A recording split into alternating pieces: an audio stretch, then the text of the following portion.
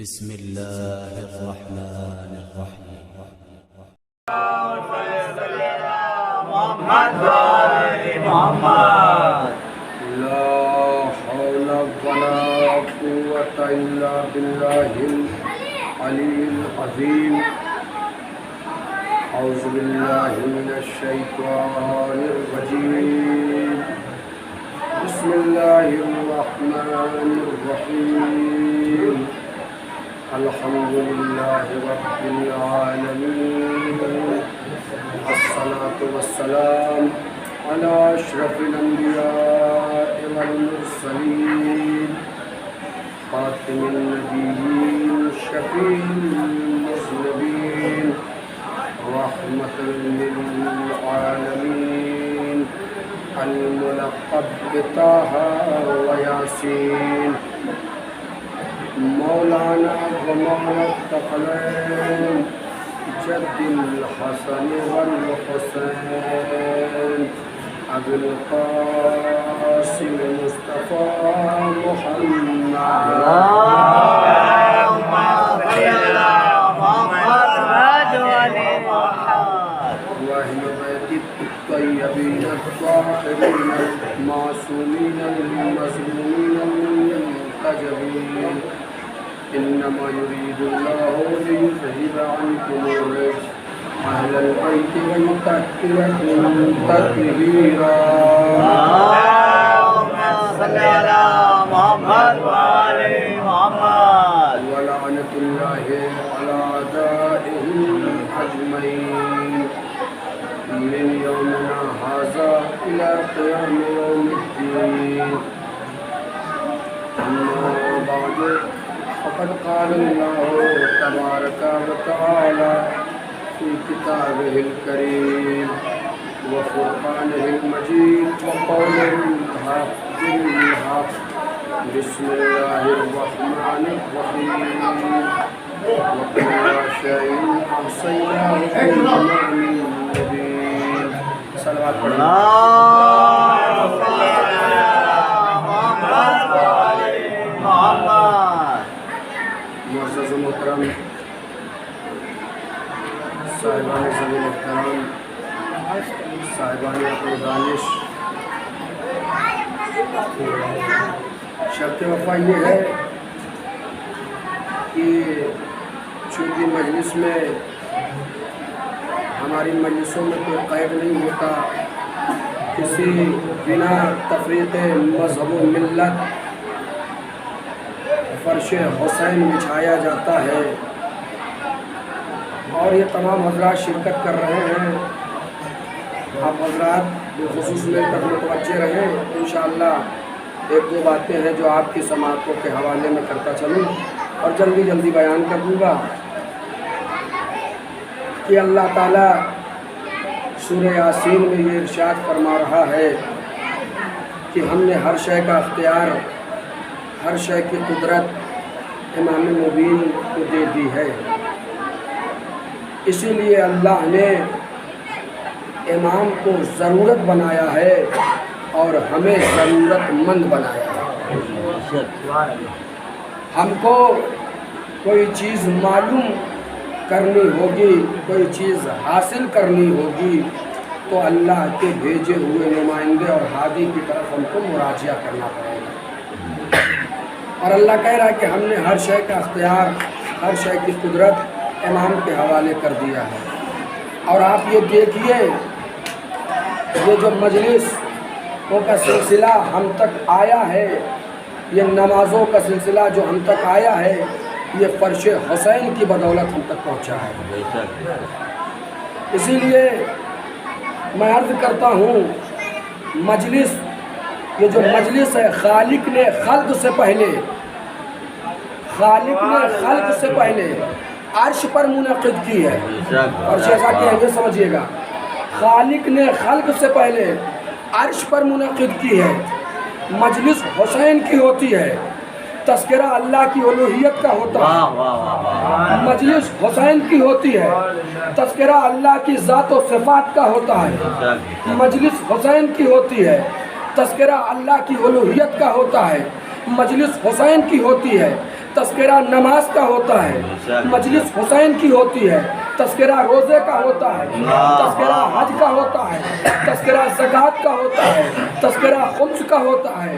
یعنی معلوم یہ ہوا ایک جملے میں تمام باتوں کو عرض کروں، مجلس حسین کی ہوتی ہے، تذکرہ دین کے اصول کا ہوتا ہے، تذکرہ دین کے فروع کا ہوتا ہے۔ یہ جملہ بدل کے عرض کروں آپ کی خدمت میں، مجلس حسین ایک ایسا سائبان ہے جس کے سائے میں دین کے اصول بھی پروان چڑھ رہے ہیں، دین کے فروع بھی پروان چڑھ رہے ہیں۔ اور یہ مجلس حسین کا تذکرہ ہے جہاں فکریں پاک ہوتی ہیں، اور یہ دولت کسی کے پاس نہیں ہے، یہ دولت ہمارے پاس ہے۔ اسی لیے میں عرض کرتا ہوں کہ جب مجلس میں آیا کیجئے تو جب مجلس شروع ہو جائے تو فوراً مجلس میں پہنچ جایا کیجئے۔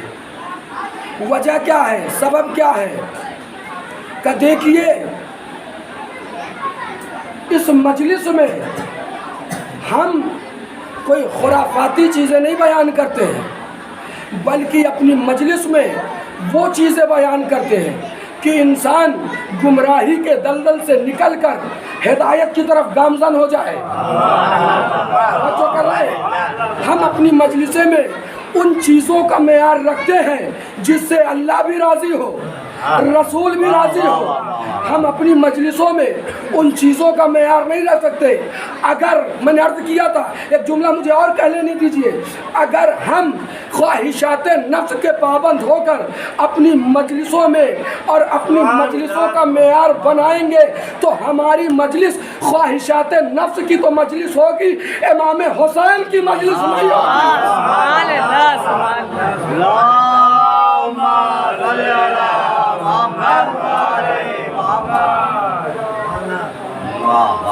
ہماری مجلس جو ہوگی تو عزیزان گرامی یہ ذکر آل محمد ہے۔ میں عرض یہ کر رہا تھا مجلس کے حوالے سے کہ جب مجلس شروع ہو تو فوراً فرش عزا پر بیٹھ جائیے، فوراً فرش عزا پر آ جائیے اور باقاعدہ فضائل کو سنیے، اس لیے کہ امام حسین چاہتے ہیں کہ ہمارے شیعوں کا سینہ، بس توجہ کیجیے کہ اگر بات پہنچے گی تو ضرور بولیے گا۔ اس لیے میں کہہ رہا ہوں کہ اگر میں کچھ پڑھوں اور آپ بولیں گے تو مجھے بھی حوصلہ پر ملے گا۔ مولا علی علیہ السلام کوفے کے ممبر سے فرما رہے ہیں، تکلمو تو رفو، بولو تاکہ پہچانے جاؤ، بولو تاکہ پہچانے جاؤ، بولو تاکہ پہچانے جاؤ۔ جب کوئی ذاکر ممبر پر آتا ہے اور ممبر سے کچھ بیان کرتا ہے تو اس کے علم کا پتہ چلتا ہے، اور جہاں سامعین فرش عزا سے بولتے ہیں تو ان کے عقیدے کا پتہ چلتا ہے۔ آپ حسین کے ماننے والے ہیں، ماشاءاللہ سے آپ حضرات یہاں پر جمع ہیں، حسین کی محبت میں ہیں، تو عزیزان گرامی اپنے سینوں کو معرف اہل بیت سے پر کیجئے۔ کیوں؟ آپ یہ دیکھیے، آپ گاؤں کے، میں بھی گاؤں کا رہنے والا ہوں، آپ یہ دیکھیے جب چیزیں کھوکھلی ہوتی ہیں تو اس پر جب ہاتھ ماریے تو بہت تیز ٹھنکتی ہے، توجہ کیجیے گا، آواز بہت آتی ہے۔ یہ جملہ بدل کے عرض کر دوں، جب چیزیں کھوکھلی ہوتی ہیں تو اس پر عمارت نہیں کھڑی کی جا سکتی۔ بھائی توجہ کیجیے گا، فرش عزا کی اہمیت سمجھیے گا۔ آپ جب فرش عزا پر، توجہ چاہ رہا ہوں آخری آدمی تک، آپ جب فرش عزا پر آئیں گے، مجلس امام حسین شروع سے لے کر انتہا تک شریک رہیں گے اور سنیں گے۔ اب آپ کا سینہ جب معرف اہل بیت سے پر ہوگا، اب جب یہ آپ کا ماتم ہوگا، جب یہ سینے پہ آپ کا ماتم ہوگا تو سینے پہ ماتم نہیں ہوگا بلکہ یزیدیت کے منہ پہ تماچا ہوگا۔ ایک سوال پڑھیں محمد والی۔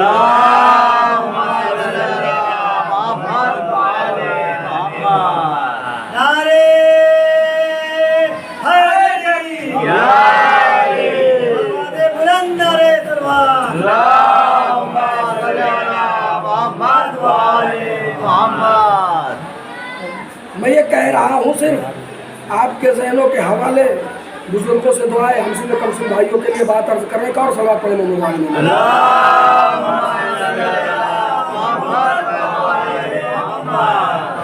یہی وجہ ہے جنہوں نے حسین کو پہچانا وہ فرش اعلیٰ تک آ گئے اور وہ یہ جانتے ہیں کہ وہ شخصیتیں ہیں جن کے سہارے ہمارے اچھا یہ دیکھیے کہ اہل بیت علیہ السلام نے ہماری ضمانت یہاں پر بھی لیا ہے، ہماری ضمانت وہاں پہ بھی لیا ہے کہ تم دنیا میں عمل انجام دیتے جاؤ، دیکھو ہم وہاں پر۔ اچھا لوگ یہ سوچتے ہیں کہ صرف مجلس کر لیں گے یا حسین کر لیں گے، ماتم کر لیں گے اور شفاعت تو مل ہی جائے گی، مولا شفاعت کر لیں گے اور ہم جنت میں پہنچ جائیں گے۔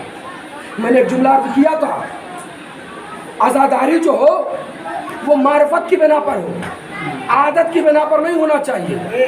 اگر عزاداری معرفت کی بنا پر ہوگی تو کبھی آپ نماز سے دور نظر نہیں آئیں گے، کبھی روزے سے دور نظر نہیں آئیں گے، بلکہ عزاداری اور نماز جب ساتھ ہوگی تب مولا ہم سے خوش ہوگی۔ اور یہی ہدف اور یہی مقصد لیے ہوئے امام حسین کربلا کے میدان میں تھے۔ ایک صلوات پڑھیں محمد وعلی۔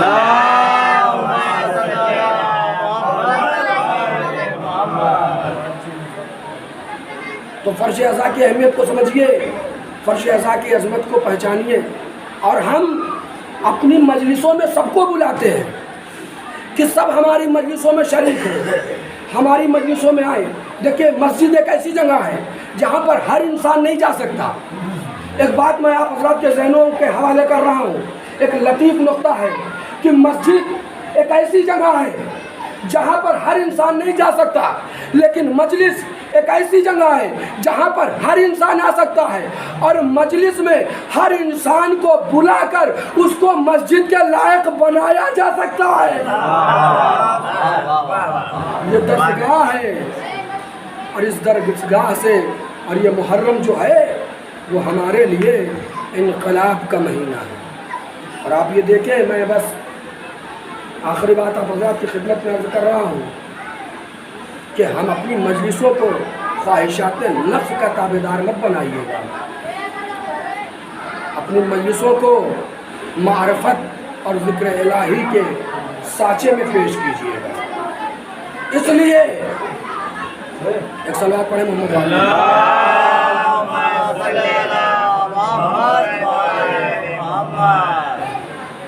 اس لیے کہ یہ مجلس ہمارے لیے نجات کا باعث بنے، اور مولا کی حدیثیں موجود ہیں، جو روئے اور رلائے اس پر جنت واجب ہے، جو روئے اور رلائے اس پر جنت واجب ہے۔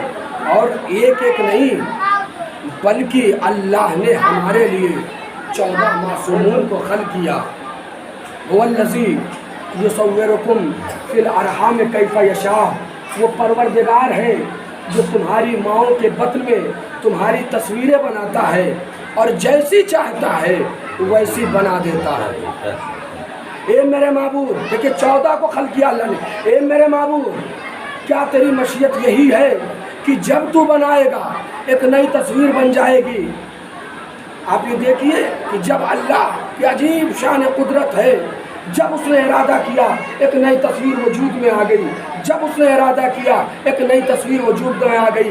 عجب بنانے والا ہے، عجب بننے والی شے ہے۔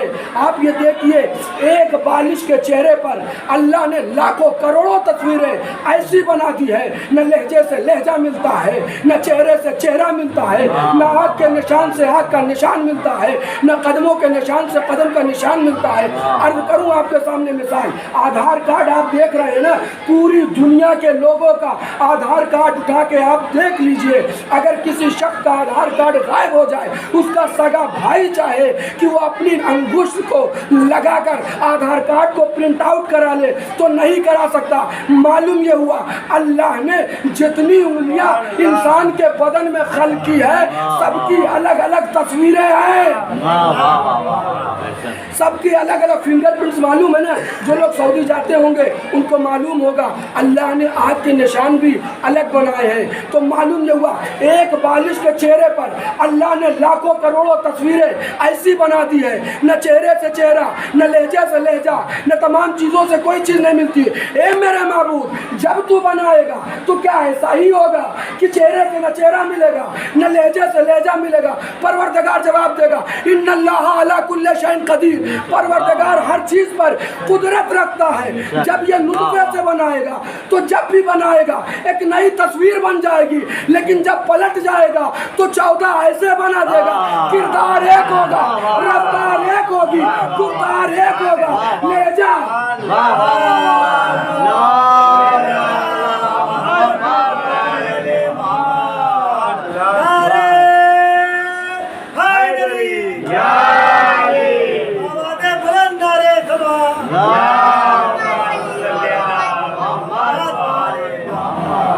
کردار ایک، لہجہ ایک، گفتگو ایک۔ اے میرے اللہ میرے معبود، اے خدا پروردگار، تو یہ بتا کہ دنیا میں تیرے پاس کوئی مثال موجود ہے کہ تو نے بنایا ہو، لہجہ ایک ہو، گفتار ایک ہو، کردار ایک ہو، سیرت ایک ہو؟ تو شاید پروردگار جواب دے گا مجھ سے مت پوچھو، جا کے جابر ابن عبداللہ انصاری سے پوچھو۔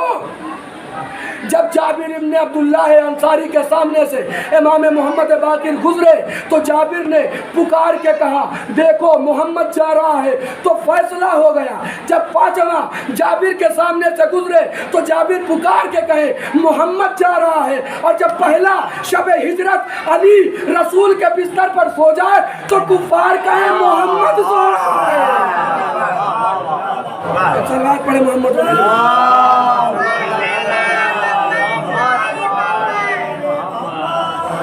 اس پروردگار نے ان چہاردہ معصومین کو ایک ہی سانچے میں ڈھالا ہے تاکہ ہماری ہدایت ہو سکے، اور انہی 14 کے صدقے میں یہ عزاداری ہم تک پہنچی ہے، ان کی محنت اور ان کی کاوشوں کا نتیجہ ہے۔ بس عزیزان گرامی، چونکہ مسلسل مجلسوں کا سلسلہ ہے، 3 مجلس میں پڑھ کے آ رہا ہوں اور آواز بھی میری گرفتہ ہے، لہٰذا مال مجلس کو مصائب سید الشہداء کہا جاتا ہے۔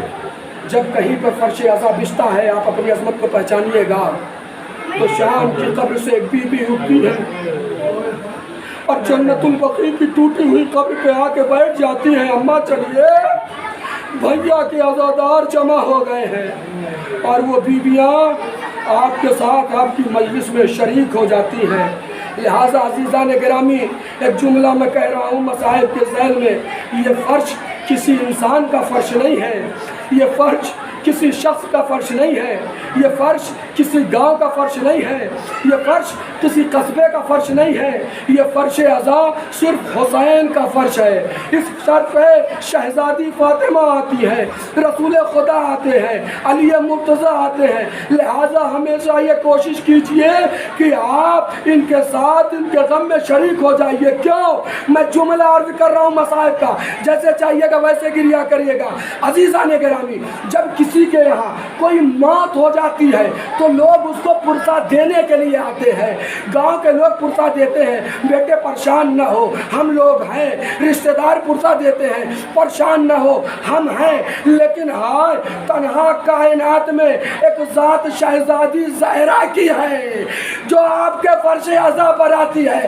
ہے کوئی عزادار جو میرے حسین کا پرسہ دے، میرے حسین کے مرحم؟ جزاکم اللہ خیر الجزا۔ ہاں عزیزان گرامی، شہزادی آپ کے آنسو لینے کے لیے آتی ہے، لہٰذا جب بھی مصائب سید الشہداء بیان کیا جائے تو آپ لوگ خاموش نہ رہا کیجئے بلکہ آنکھوں سے اشک جاری کیا کیجئے۔ امام فرماتے ہیں غم حسین میں ایسے رو جیسے تمہارا جوان فرزند مر گیا ہو اور تم اس کے جنازے پر ڈانڈے مار مار کے رو رہے ہو، سینہ پیٹ پیٹ کے رو رہے ہو۔ بس ایک روایت پڑھ رہا ہوں، اس کے بعد ختم دعا ہے۔ عزیزان گرامی، جب کربلا کا واقعہ پیش آیا تو کربلا کے واقعے کے بعد ایک عبداللہ نامی شخص کربلا کے قریب اپنے کھیتوں میں پانی دینے کے لیے آیا۔ جب وہ پانی دینے کے لیے آیا تو اس نے دیکھا کہ ایک طرف سے ہوائیں چل رہی ہیں، اس ہواؤں میں مشک و عنبر جیسی خوشبو کا احساس کیا اس نے، اس نے کہا میں ہمیشہ حدود کربلا میں آتا تھا لیکن ایسی خوشبو کبھی سگائی نہیں دیتی تھی، یہ کیسی خوشبو ہے؟ وہ اس خوشبو کی طرف بڑھتا چلا گیا، کچھ دور پہنچا تو دیکھا چٹیل میدان ہے، کچھ بے سروں کی لاشیں پڑی ہوئی ہیں اور ان بے سروں کی لاشوں سے نور ساطع ہو رہا ہے جو آسمان کی طرف جا رہا ہے۔ ایک مرتبہ وہ اس لاش کے قریب پہنچا اور عبداللہ نے کہا اے لاش تمہیں تیرے حق کا واسطہ ہے بتا دو یہ لاش کس کی ہے؟ کوئی جواب نہیں آیا۔ کہا تمہیں علی کا واسطہ بتاؤ لاش کس کی ہے؟ کوئی جواب نہیں آیا۔ اتنے میں عبداللہ نے دیکھا کہ کربلا کے جنگل سے ایک شیر چلا آ رہا ہے، وہ ڈر گیا، ڈر کی وجہ سے ایک درخت کے پیچھے جا کے چھپ گیا۔ جب درخت کے پیچھے جا کے چھپ گیا تو اس نے کیا دیکھا کہ وہ شیر آیا ہے اور وہ جو نور والی لاش تھی بغیر سر کی لاش تھی، اس سر کا طواف کیا ہے اور طواف کرنے کے بعد وہ شیر تڑپ کے وہیں مر گیا، وہاں پہ اس نے اپنی جان دے دیا۔ عبداللہ باہر آیا اور آنے کے بعد کہتا ہے یہ لاش کس کی ہے؟ کوئی جواب نہیں آیا۔ ایک مرتبہ اس نے کہا آپ کو شہزادی زہرا کا واسطہ اتنا بتائیے، جیسے ہی زہرا کا واسطہ دیا حسین بول پڑے عبداللہ تم نے پہچانا نہیں، میں تیرا آقا حسین ہوں۔ اب وہ کہتا آقا یہ ماجرا کیا ہے؟ یہ شیر آیا اور آنے کے بعد آپ کی لاش کا 7 مرتبہ طواف کیا اور تڑپ کے مر گیا۔ تو امام حسین فرماتے ہیں عبداللہ سننا چاہتے ہو سنو، 10 محرم کو کربلا 7 محرم کو والد کربلا ہوئے، ہم پر پانی بند کر دیا گیا، 10 محرم کو سب شہید ہو گئے۔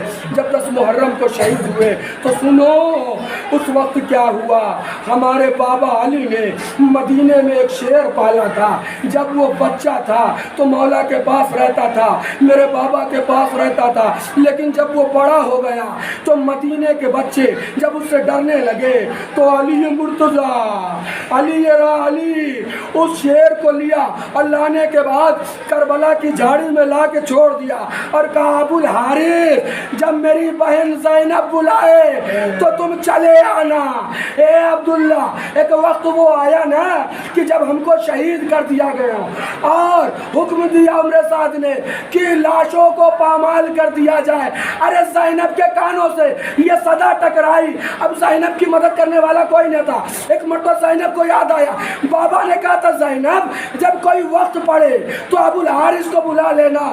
الغرض عزیزان گرامی فضہ کو قریب بلایا، جناب زینب نے بلا کے کہا فضہ جاؤ ابو الحارث کو بلا لاؤ۔ لیکن جب ابو الحارث آیا ہے تو حسین کی لاش پامال ہو چکی تھی۔ ایک مرتبہ وہ کہتا آقا جس دن کے لیے آپ نے پالا تھا مولا ہم کام نہ سکے، مولا ہم جا رہے ہیں فرات میں ڈوب کے اپنی جان دے دیں گے۔ مولا نے کہا اے ابو الحارث ایسے نہ جاؤ بلکہ تمہارے ذمے ایک کام اور ہے۔ کہا آقا جلدی بتائیے۔ کہا دیکھو جب یہ قافلہ اسیر ہو کے بازار کوفہ اور شام سے گزارا جائے تو تم بھی قافلے کے پیچھے پیچھے جانا اور تم مجھے آ کے یہ خبر دیتے رہنا کہ اہل حرم پر کیا گزری ہے۔ یہ ابو الحارث روز جاتا تھا اور آ کر مجھے بتاتا تھا اے آقا آج سکینہ کو تماچے مارے گئے، اے آقا آج گوشوارے چھین لیے گئے، لیکن آج جو آیا ہوئے کہہ رہا آقا مصائب مجھ سے برداشت نہیں ہے۔ اے آقا میں جب بازاروں میں گیا تو میں نے یہ دیکھا ارے کچھ ملعون ہے جو آگ روشن کیے ہوئے ہیں، جولوں میں اینٹیں اور پتھر لیے ہوئے ہیں اور سیدانیوں پہ پھینک رہے ہیں۔ اے آقا یہ ماجرا دیکھا نہ گیا، اب میں زندہ نہیں رہ سکتا۔ اے عبداللہ یہ ہم پر ظلم